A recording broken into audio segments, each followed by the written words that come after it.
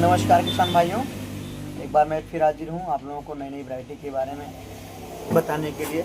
जैसे गेहूं का सीज़न स्टार्ट हो गया है, किसान भाई अपनी जुताई कर रहे हैं। अभी फसल की कटाई भी हो रही है। इसमें गेहूं की बुआई चलेगा। गेहूं की कुछ प्रमुख प्रजातियां हैं, जैसे जो पुरानी प्रजाति है 343 है, 502 है, 2967 है, 154 लाल वाली की आती है। ये सब पुरानी वैरायटियाँ हैं। इन सब में सबसे अच्छा प्रोडक्शन होता है 2967 का, जो नाटे दाने का आता है। देखने में पेड़ भी अच्छा होता है, प्रोडक्शन बहुत अच्छी उसकी आती है।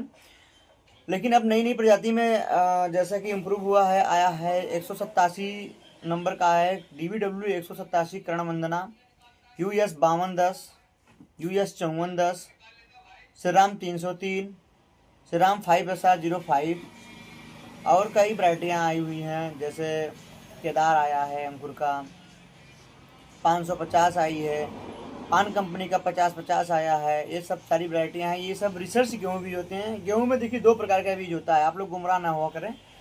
एक रिसर्च बीज होता है और एक होता है ओपी वैरायटी। ओपी वैरायटी से 40 किलो के बैग में आती है, वो जैसे 2968, 343, 502, 154, ये सब ओपी वैरायटी की हैं। और दूसरी जो आती है रिसर्च 20 किलो के बैग में आता है, वो रिसर्च वैरायटी होती है, जो रिसर्च फार्म से आते हैं सीधे सीधे। जैसे 303 श्रीराम 303, 100 DVW 187 कर्ण के नाम से आता है, US 5210 जिसकी बहुत ही अच्छी पैदावार होती है। US 5210 का हमने 2 साल से 3 साल से इसका बिजाई कर रखा है। प्रति बिस्वा 75 से 80 किलो पैदावार इसका आ जाता है। अच्छी खासी पैदावार आती है, पहली बात। और अगर जहाँ तक संभव हो सके आप लोगों को रिसर्च वैरायटी का ही चयन करें और सुपर सीडर से ही भी खेत की बुआई करें। सुपर सीडर से बीज करने से, बुआई करने से बहुत सारे फायदे होते हैं।